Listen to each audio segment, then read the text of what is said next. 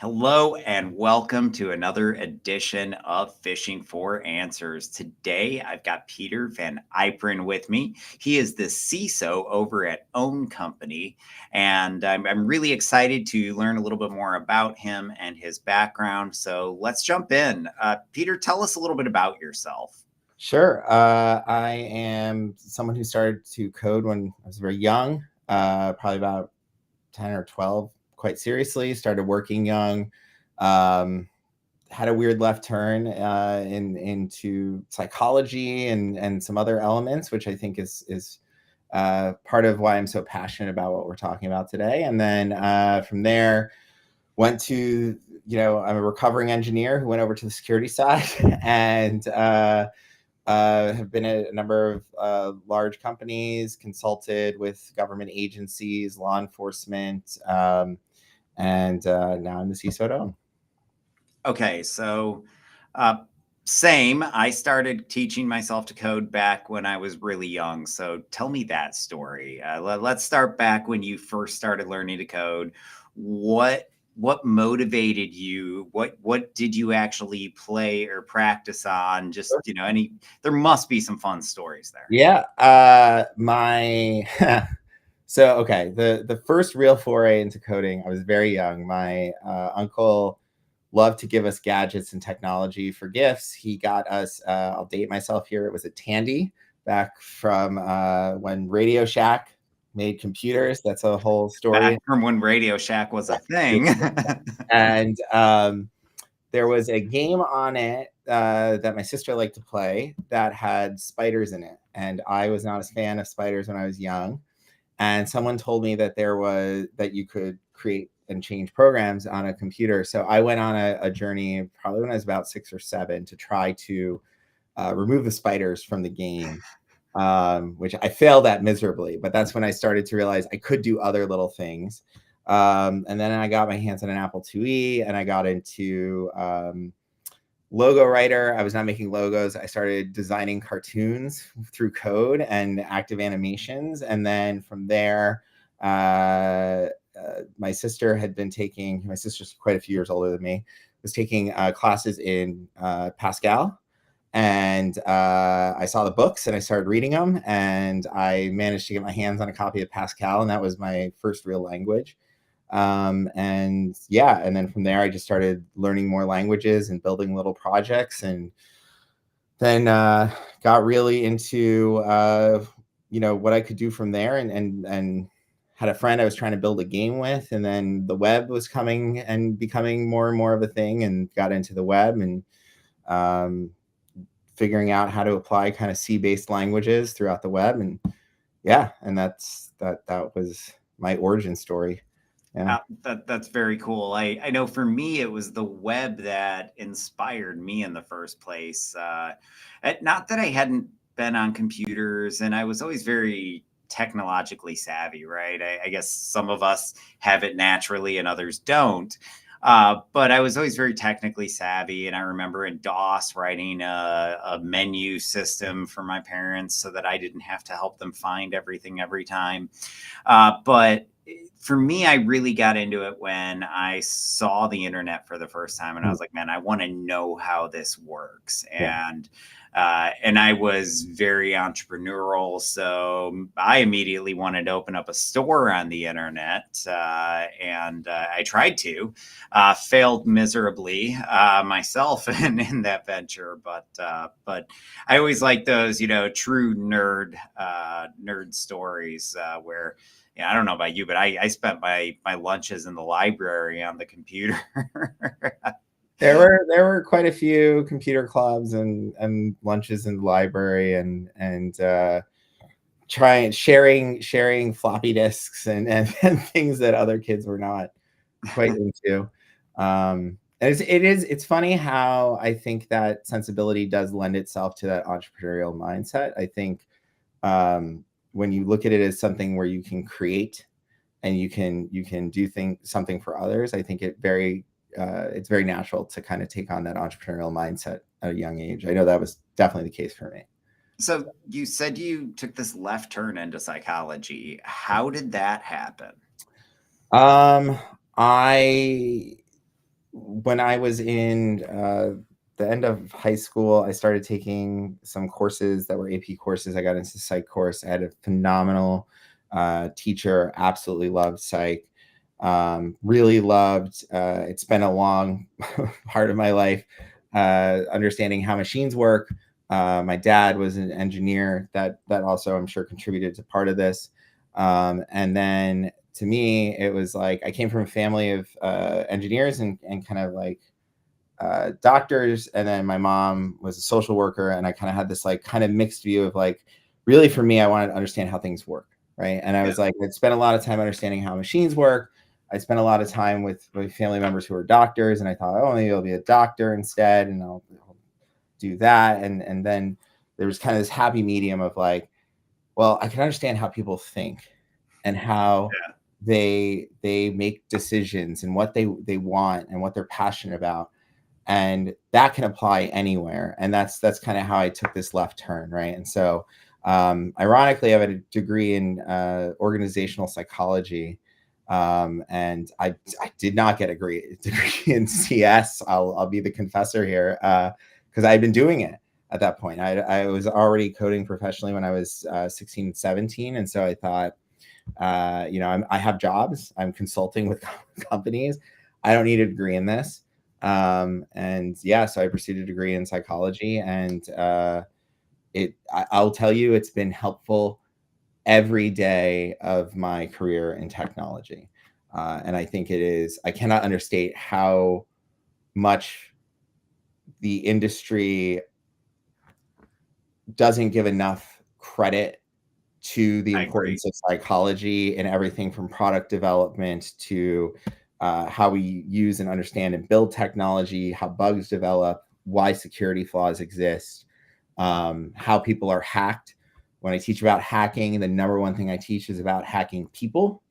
Yeah. They're almost always the weakest. Always the weakest link. Or, I mean, and I don't say that as a negative. It's just, if we're not doing things right, people are the weakest link. And so I rarely see it where they're not, but I have seen it. And I mean, I've got customers that you're better off going after other mechanisms, but it's rare. Yeah. Yeah. So interestingly enough, I actually went into the other side of psychology. I got my degree in marketing, which is just the psychology of, why people buy.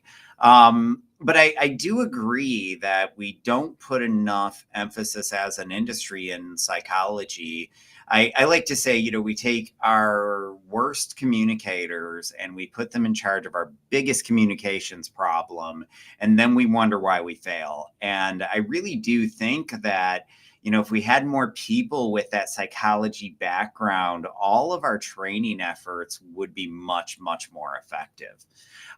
So from that perspective, what are some of the key, like, psychological principles that you think we should be applying to cybersecurity, or just bringing into our approaches? I think that I think it's funny you bring up marketing. I think we're really bad at marketing, and I think I'll get to one or two other, but I think the primary one is marketing and sales.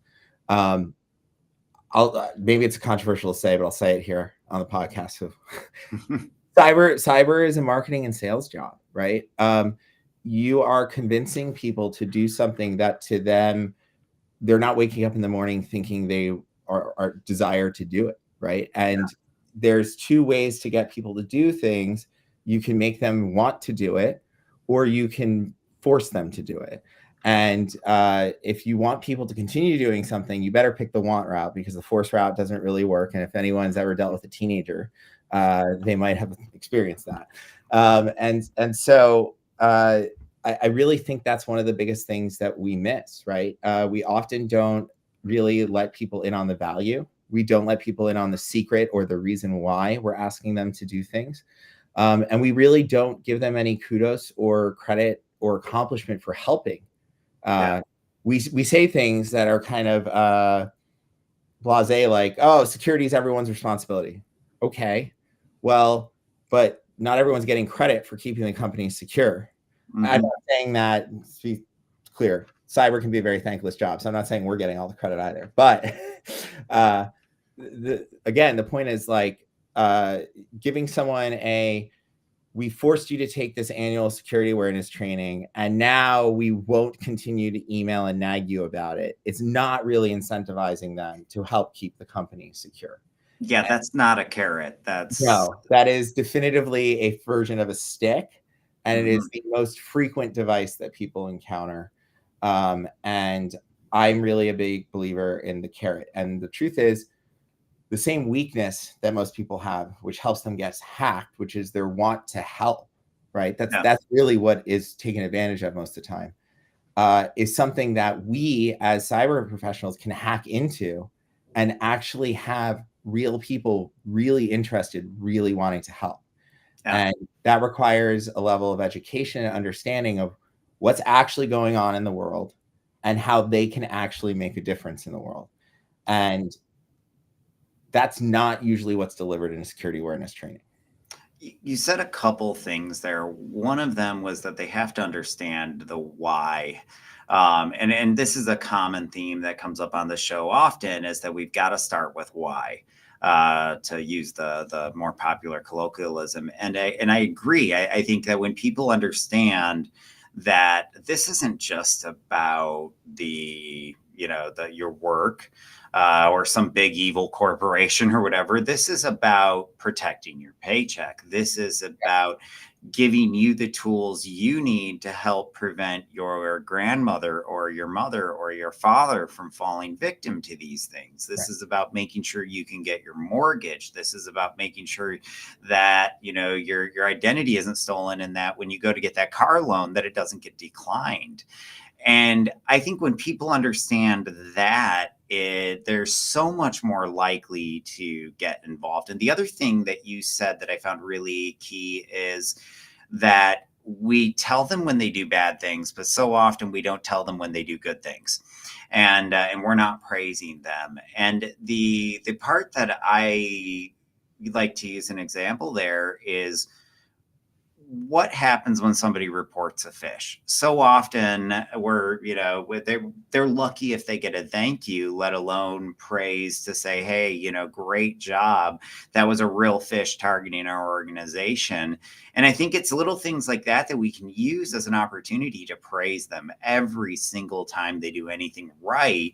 I feel like we want to praise them and compliment them. And I feel like that motivates people, because we all love to be praised.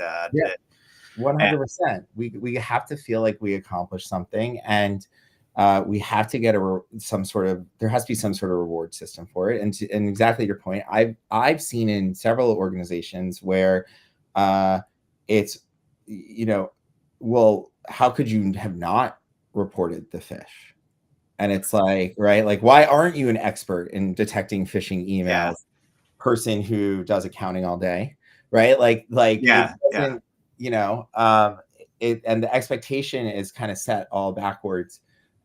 It should be, congratulations, you found it, right? Like, well, and going back to that psychology, I think too often cybersecurity professionals forget that we project our own mindset onto others. And what that means is, because we're good at detecting them, we assume that others are good at detecting these things. Because we know the red flags, we assume they know the red flags. And that's not true, because this is our area of expertise. We've devoted our lives to this. Whereas for them, they've devoted their lives to accounting, or they've devoted their lives to marketing, or whatever it happens to be, but they've got a very different skill set.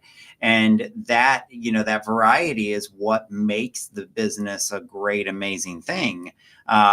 But it's also, something that we as cybersecurity professionals have to accept and embrace, that, they see the world differently, and that's what makes them good at their job. I couldn't agree more. To me, I always tell my teams that there's really very few people you're going to encounter that don't want to do the right and helpful thing.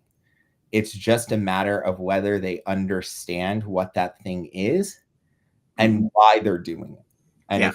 And if you can unlock those two things, I mean, they, we all get raises for the same reason if the company does well, right? Like, Yeah. that, like, it's a very peculiar thing to encounter people who don't want to do the right and helpful thing, Yeah. especially in I wouldn't say necessarily voluntarily, but at least forced alignment where we all have the same goals, right? Well, and even some of the times when people do bad stuff, they think they're doing the right thing. All the Like, some of those whistleblowers out there, not to get political, but like, I do think that most of the time they even themselves, even though they're part of the problem, think they're part of the solution. So, Yeah, I mean, there's I think it's called the actor's dilemma, right? But there's a piece of psychology that basically says that, like, to play a bad person, you have to believe that what you are doing is in fact good, right? And so, like, a villain feels he is doing something for a good reason, whether it's like a yeah, Robin Hood mentality or something, right? And so, precisely your point, most villains have some motive that is predicated on they feel they're doing something good. And so most, let's say, incidental bad actors, right, that we're going to encounter are trying to do something helpful. It's yeah. just misguided, right? And they probably don't see the whole picture. I think that's the other side of that. Accepting that we project our own, views on the world and our own circumstances onto others, is that, the things aren't always as clear to others as they might be to us, because they have this tiny, small little bit of, or the set of the overall data. Now, this is one of my favorite subjects, though. Since we're on psychology, let's just keep it here for a little while, because I'm really fascinated by how we can apply different behavioral science principles to cybersecurity. And I'll lead by giving an example that I learned, day one in marketing, because that's what I went to school for. But it's spaced learning theory, and it's the foundation of advertising, and it's the reason that Coca-Cola is a global brand. And all it talks about is how, if you break things up into little bite-sized, chunks, and you feed them to people at a relatively high frequency, you get very good retention. And I feel like that is one of those principles that's just begging to be applied to cybersecurity, because if we can, break our training up into little bite-sized bits, feed it to them at a high frequency, hey, maybe we're not reminding them about passwords today, we're reminding them about tailgating. But because we're talking about cybersecurity every single week or every other day or whatever the frequency is, but it's very frequent, it's always front of mind, and they're thinking about their passwords, or they're thinking about tailgating, or whatever that they're not learning about that day. So that's just one, but I'm always fascinated about this, and I find that everyone approaches it from different perspectives. So maybe we go back and forth, principle to principle. What are some of the things that you find need to be applied more inside of cybersecurity? I mean, I really think it to me, the real crux is the reward system, right? I really think it's very fundamental. I think that it's usually either very punishment oriented or very Pavlovian oriented. If we just tell this person to do this thing enough, they'll just start doing it. Yeah. Well, yeah, but we're not dogs, right? So if you tell me to badge every time I run into a place, but there is nothing forcing me to badge, and I don't understand the importance of badging, and I'm running late, not going to badge, right? Because I have a higher motivator, right? And you can then punish me for that, but now all you've done is thrown fear into the mix of it, right? Which really doesn't help. And so I think that it's really about figuring out what is that right path and mix of, like, positive and negative reinforcement. And I've never really done it, but I've often thought about, like, really doing kind of, like, I guess maybe bizarre things. I don't know if I'd ever get approval for it, but like badging is a funny one in tailgating, right? Like, Imagine if you showed up one morning and everyone who badged got like a bagel for breakfast, and the folks who didn't, or the folks who tailgated, didn't get a bagel, right? Oh, I Like, like it. Or just like some gourmet coffee on the other side of that yeah, door. Yeah, I yeah, love it. like, I love that it. is a very memorable experience that is impacting, right? There's a whole bunch of social dynamics and kind of And it's a pieces better of use of structured learning. Pavlovian theory for Yes. sure. Yeah, that's going on, right? And so really kind of looking at like how we are learning. And I think the bite size process is the correct process. But I feel like often what happens when we talk about bite size learning is we end up with things that are very like, let's make someone watch a really complex 15-minute video about the newest trend in cyber attacks Yes. once a month. And let's add some And like that is not bite size, by the way. cartoon and you're like, exactly, right? Like, and to me, I think one of the biggest things that we do that's a mistake is we I don't think this is a term, but I'm gonna say it. We over mystify cybersecurity. You And I do 100%. everyone wants to feel like the cool kid in the hacker, I'm the hoodie genius. in the Look at me. dark. I'm the genius. But the truth of the matter is, a lot of stuff's very simple. And most of it is predicated on really following like less than 10 simple principles at all times. Right. And I know that sounds like it's almost like like there's a lot of complexity that stacks on top of those principles. But for the majority of the staff that we're dealing with, it's really just those 10 principles. And if they can learn to think in that mentality, they make these judgments in their, and this is one thing I talk about.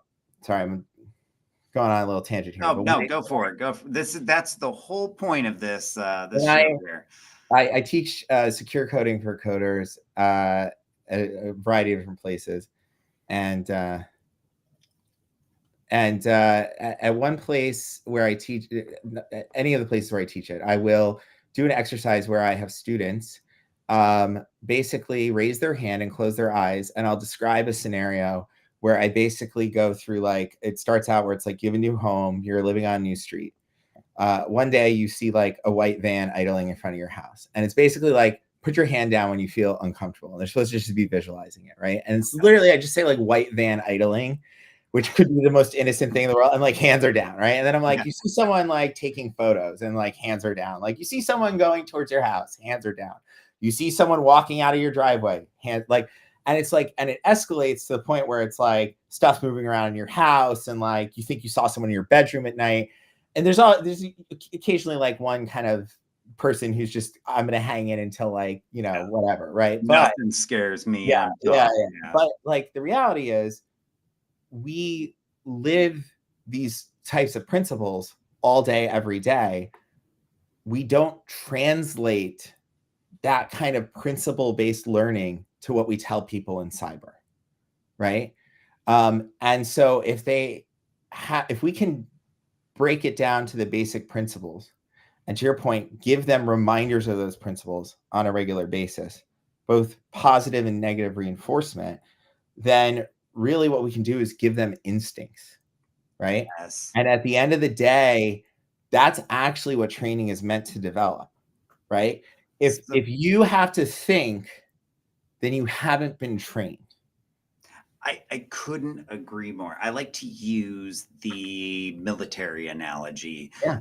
The US military is great when things get really bad because of conditioning far more than education. Yeah. I'm not saying that you can just completely eliminate the education and go, 100% conditioning, but the conditioning has a massive place. And I read this really entertaining book about called Thinking Fast and Thinking Slow, and it just talked about how our subconscious works at a rate that's like light speed compared to driving a car down the road, right?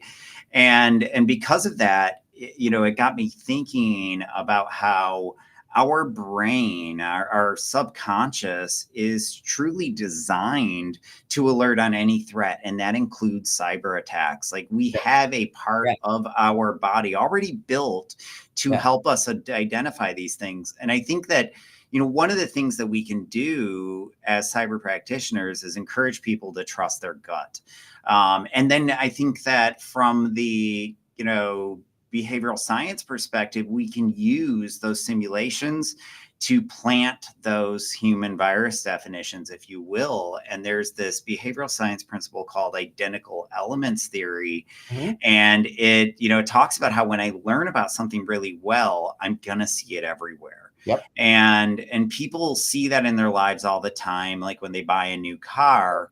But why don't we utilize our phishing simulations with really solid just-in-time training to implant those subconscious definitions in their brain?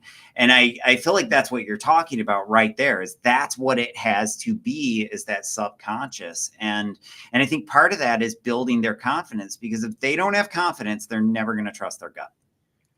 It's 100%, right? And the new car that you buy, seeing it everywhere is the perfect example. But likewise, going to the driving around element, right? Driving is arguably one of the most complex tasks that we perform. It has an incredible element of risk involved in it at all times. And yet, most of the time, people are not running people over in cars. It happens way more rarely than you would expect it to be happening, right? Because of that conditioning, because of that training, because of that instinctual understanding of being able to just look at someone and realize, like, are they going to run out? Are they going to cross the street? Are they paying attention? Because we've spent a lifetime having that conditioned to us. Well, and my one of my VPs loves to use the analogy of driving. And you know how sometimes you'll be on your way to work and then you have a close call and your heart's pumping and all of a sudden you're hyper aware of everything. And he said he likes to use this example of, well, that can be phishing, where that simulation causes that close call so that you start paying attention. And that's one of the more important things, is that when we get laxed, thank God for those close calls versus actually getting hurt, because it reminds us just how seriously we have to take things. And I think that's the purpose that phishing plays in education. Yeah, no, there was one particular scenario where we had an issue with some folks, just to declare this openly, not where I am currently. This is somewhere in my past. We had an issue with folks who were executives clicking on emails that were being blocked, like the clicks were being blocked and questionable, right? But the clicks were being blocked. So basically, to them, stuff was just broken, I guess is the best way to put it. Does that make sense, right? Oh, no, absolutely. It's I tried to click on this. It didn't work. Yeah. Something's broken. Yeah. So what we actually did there is we set up simulated phishing, and we knew that they would click on it, and the click rate was tremendously high. But we let the clicks go through to a dummy site that told them they had been hacked. And they did exactly what you're talking about, right? They all had little flop sweat attacks, calling us up. Oh my God, I think I've been hacked, right? Click rates dropped drastically in the quarter following that, right? And we maintained that for almost a year, right? Where our phishing simulation, sure, nothing bad would happen, but they would not find out that nothing bad would happen until they called us up, right? And we at that point, we were less concerned with whether or not you're reporting it. Yeah. We're more concerned with, are you clicking on it or not, right? And the click blocks dropped drastically because they had that experience, right? Quite directly. And in my experience, responding to incidents, responding to bad things that have happened, I would say that about 80% of the time plus, people know that they made a mistake right when they made that mistake. They do. And They always say that, But you know, it's the first thing when they get interviewed. They say, "Well, you know, I knew something was off. I knew I shouldn't have done that." what happens though, in my experience, is they know that, they realize that, maybe after they clicked and they closed the window quickly or something, and then because of embarrassment, because of the fish, this is where phishing simulations, other things can like backfire on us if we don't handle them correctly, right? They don't tell anyone. And then a big problem happens, and then you talk to them months later, and they're like, "Oh, well, I closed the window, so I thought it was okay." And you're like, you just explained to me that you knew something was wrong, and then you made up a reason why you thought you solved it with no experience, right? Because the conditioning has told you not to click, which is great, but the other part of it is it hasn't told you what to do if you do click, yeah. Right.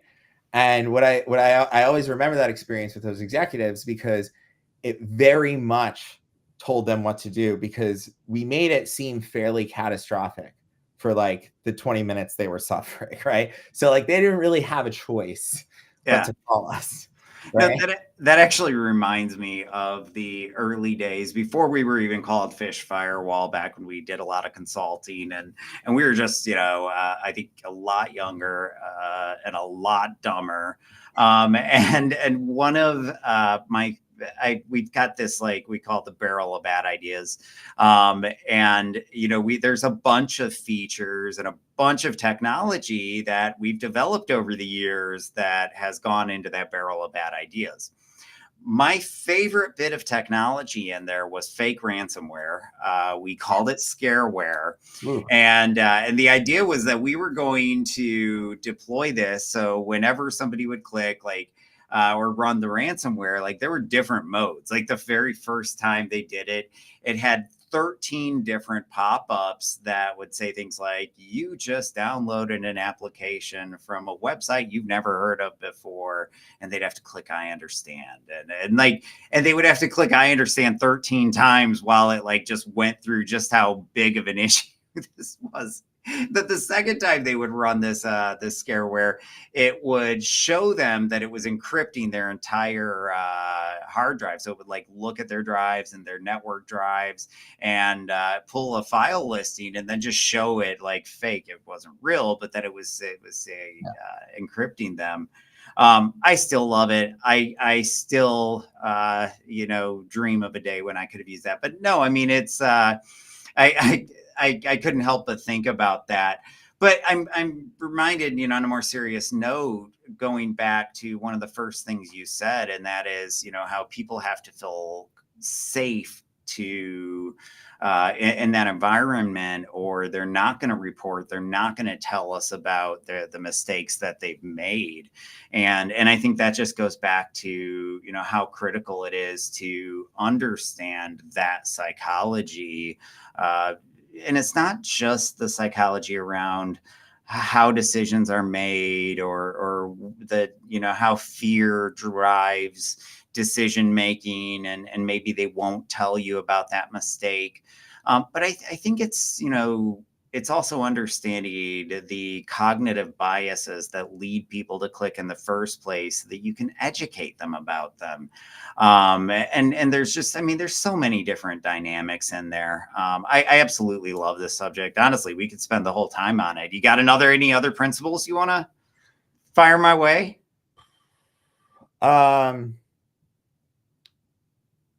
No, I think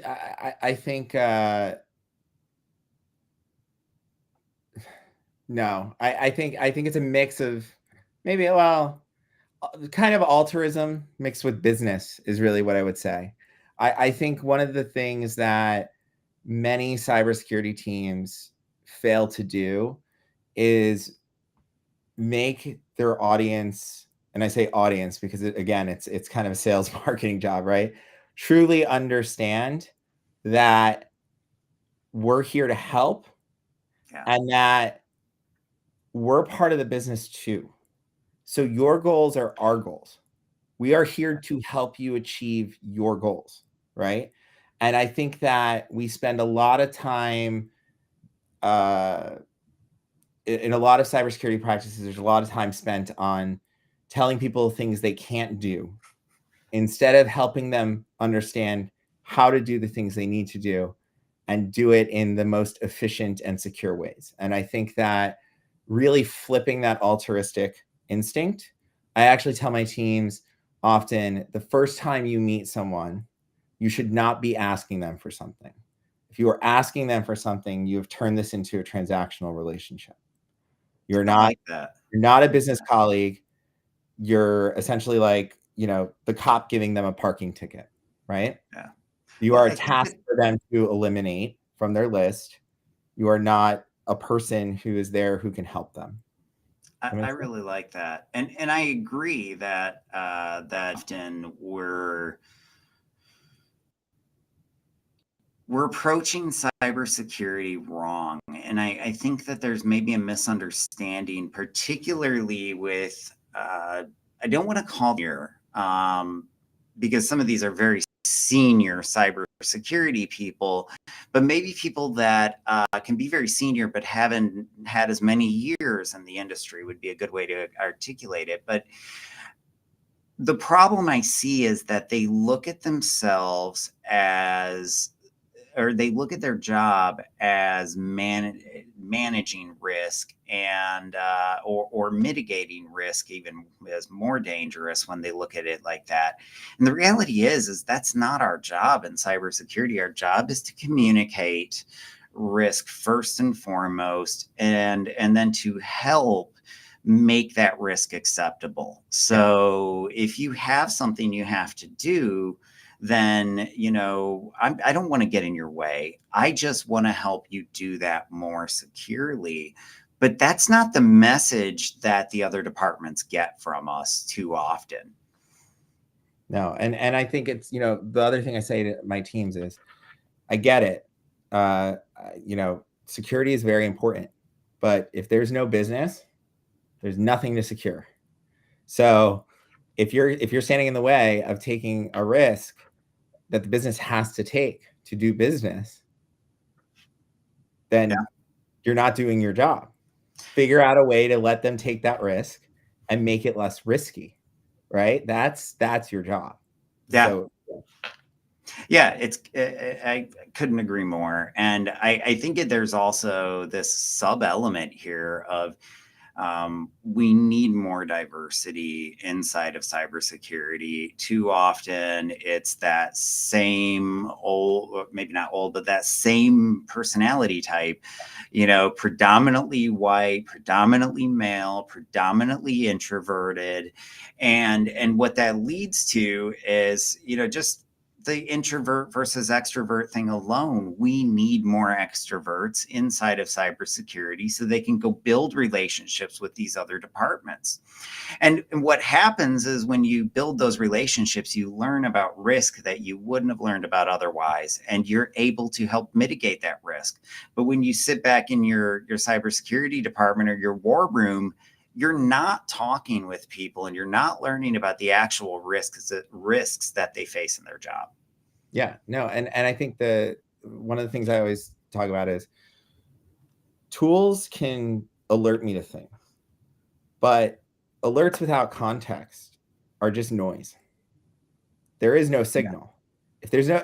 If I don't know why that alert could be firing, if it should be firing, is that a normal thing? Like, there's so much context involved in what we do, and there's so many departments where I come in and there's a whole bunch of noise, there's a whole bunch of things, and I've come into one or two places. I've been there for like 3 months, 6 months, and they'll be like, oh, some alerts firing. I'll be like, oh, it's fine. They'll be like, how do you know it's fine? I'll be like, oh, because like I know Steve, I know what he's doing, right? He told me about it last week, and they're like, yeah, who's Steve? And you're like, no. So it's like, if you don't know who Steve is, what is this alert? Yeah. This doesn't mean anything to you, right? This is just, right? And so, again, we as humans are creatures of relationships. And how we use, as you said, the biggest communication problem and that we have, right? And the biggest communication tool we have is based on relationships, right? Yeah. So if we are not in cyber, working through developing relationships, and to your point, having diversity in cyber, which I also am a big believer is critical, and I support a number of programs for that. How are you building those relationships? How are you going out and understanding what the business is doing, understanding what people are doing, what they're motivated by, right? And whether or not the things that you're seeing are things you have to worry about, and whether or not you're seeing the things that can't be seen, but you could get through, and this might be a startling thing to some of our colleagues, human intelligence. Actually talking to people. Go figure, right? And I will tell you, in my career, many of the look, I've lived through a lot of events. I've responded to a lot of things in my consulting time and things like that. Yeah. Many of the things just happen and are detected. But I would say probably 50% of the worst things I've seen are actually coming from someone tapping me on the shoulder and saying, "Do you know about this? Have you seen this? I think I'm seeing something here." And if they don't know to tap you on the shoulder, who knows when that's being found? Yeah. Right. I agree. I couldn't agree more. And I think the big call to action for our colleagues is get out there, talk to the different departments, and I think that's really should be more of the awareness culture. Is, I want to sit down with that department head. I want to talk to them about their department's engagement. I want to understand what apprehensions they have, what struggles they have. And I think that we can use those conversations to create peer mentorship bonds within the organization. And I can take, the department head that really rocks it, and his team rocks it every single month, and put that person with their peer that maybe his team or her team struggles with, and it gives us that better. No one wants to listen to the nerds all the time. I mean, the more we can remove ourselves from the picture, the more effective it's going to be anyway. And I don't mean remove ourselves by not being there and having those conversations, but by encouraging people or giving them the tools to empower their own cybersecurity, their own risk management. Well, and also just giving them a perspective where their first encounter with their cybersecurity department is not forced training or slowing down a tool they want to buy, right? Yep. Which is the common, how do I interact with my cybersecurity department, right? And precisely your point, I think too, there's a significant element in most companies of kind of peer structures, right? And from a psychology perspective, and a sense of social pressure, right? And precisely your point, I think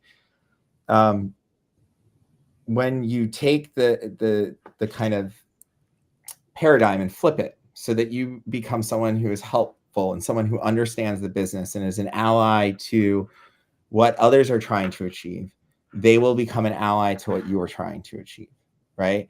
And when I find often in companies that when I am able to effectively run a program like this, there are people who will join from other companies that maybe don't have a great security culture. Their entire interaction is like being slowed down in TPRM or forced training or having to report things they don't want to report or things like that, right?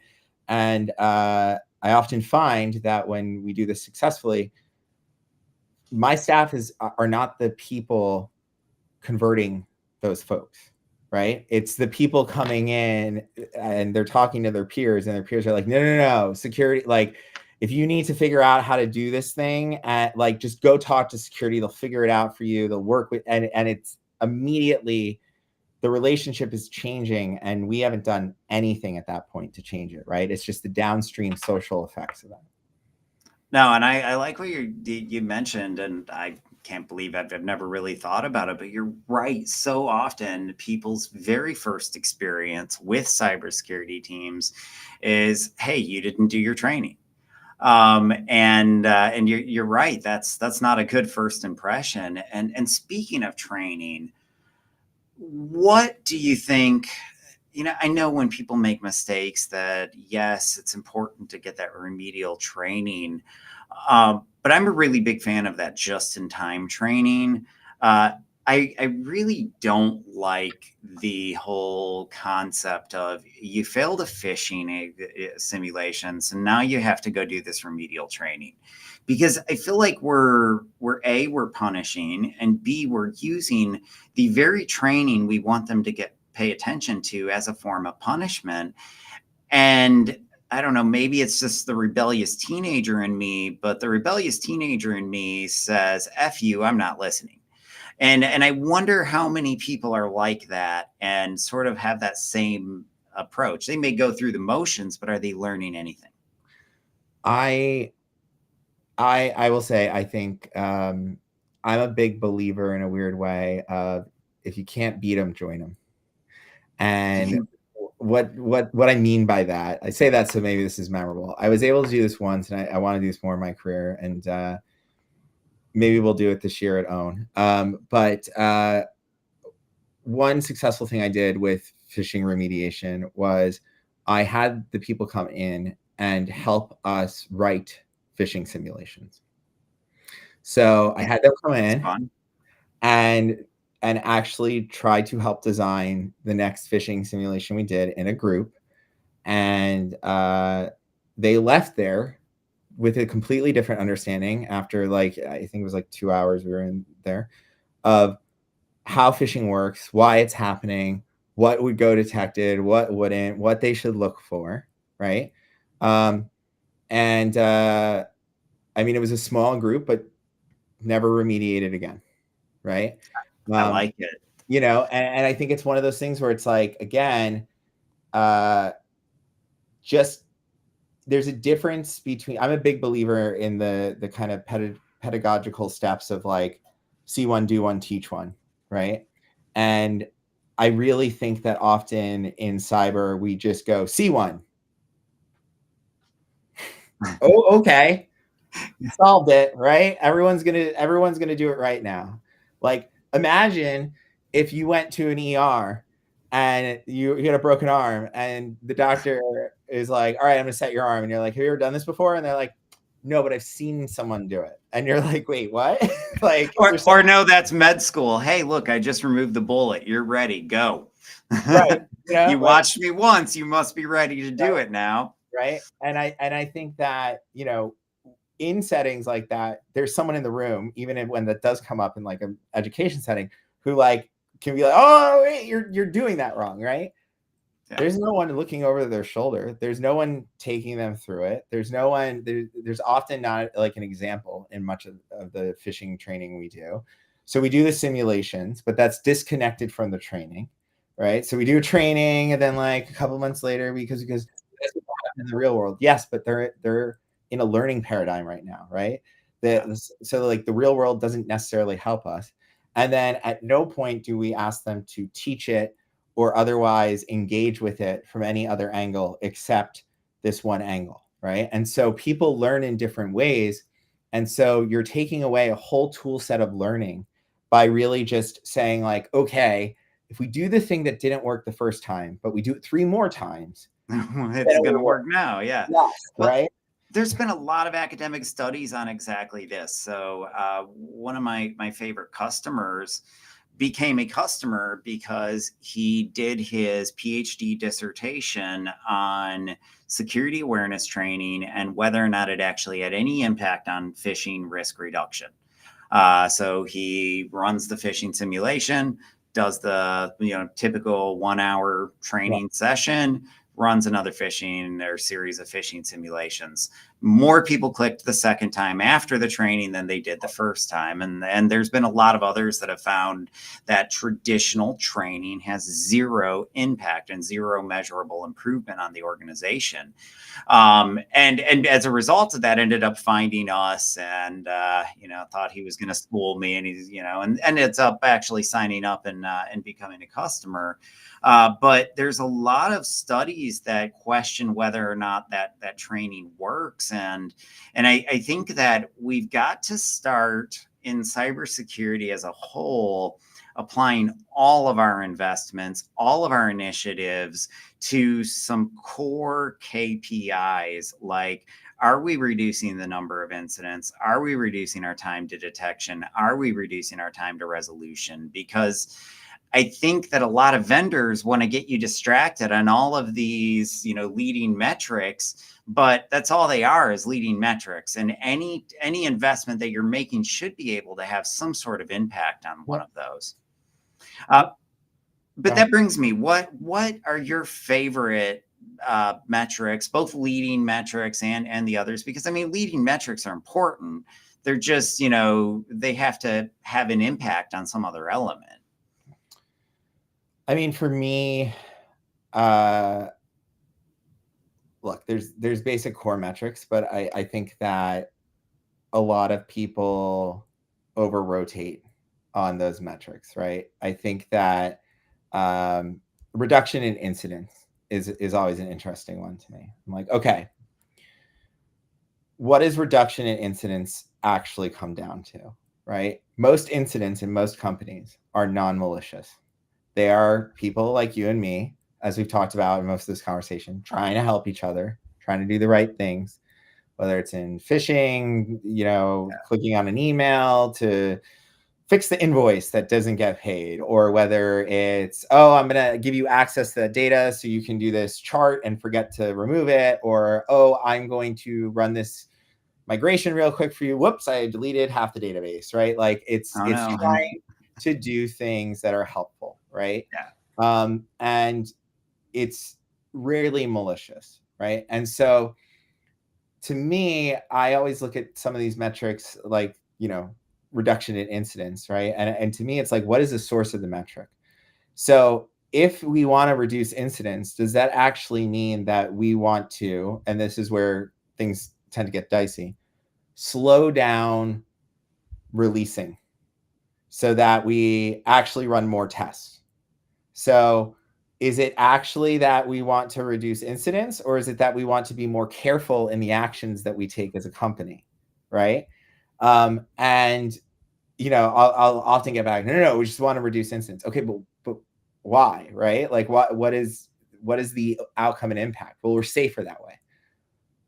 Well, not really, because each time the incident's happening, something bad is happening. We might not be getting breached, but something bad is happening, right? And so it's interesting for me. I tend to look at like my biggest kind of indicators that I'm looking for, which is, I'm not 100% sure I can define them as indicators anymore at this point in my career, but or KPIs is really like, I want to definitively know what I have that is signal definitively versus anything else that's questionable. Not, I think it's signal, but I know binary, like in a binary way, this is a yes, this happens all the time, or no, this should never happen, right? Scenario. How can I do things like, I'm never going to not release anything bad into prod, but how can I be very certain that it's a very small amount, right? Yeah. And so to me, it's really about, instead of looking at, and don't get me wrong, I have to professionally, I'm responsible. So I have to look at like normal KPIs and kind of look at improving them.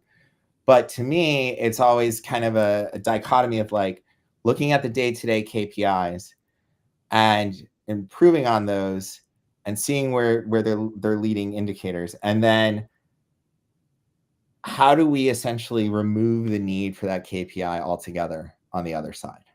Does that make sense? Yes, it does. It does. So we do have to wrap. We're running low on time, but before we do you have any final words for our listeners here? I just want to say, I think people are naturally helpful. I think most people wake up in the morning, they want to do the right thing. They want to make people feel good. They want to have joy and be happy. And I think the more that we can engage with that, with our peers, with our colleagues across our companies, to really have them have an understanding that is joyous, and I know it sounds weird, but is joyous and happy, that is related to engaging with cybersecurity, related to awareness and training, the more bang for a buck we're going to get than out of buying any tool or any other sort of means of mitigating things. As we said, humans are often the weakest link. We spend a lot of money setting up guardrails instead of addressing us, who are the source of the problem, right? Agreed. And that's it, right? Like I just read a statistic, and I believe it was somewhere between 75 and 95% of all breaches are related to human error.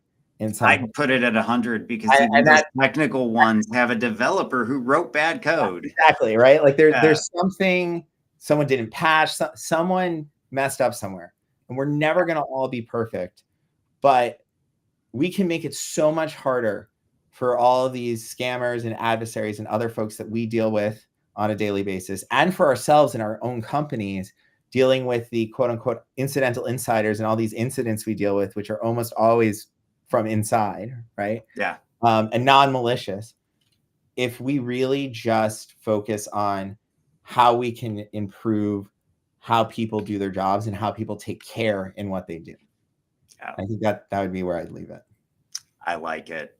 Well, thank you everyone for tuning in to another amazing episode. Really liked the psychology. I'm going to have you back on here again so we can dive deeper into it.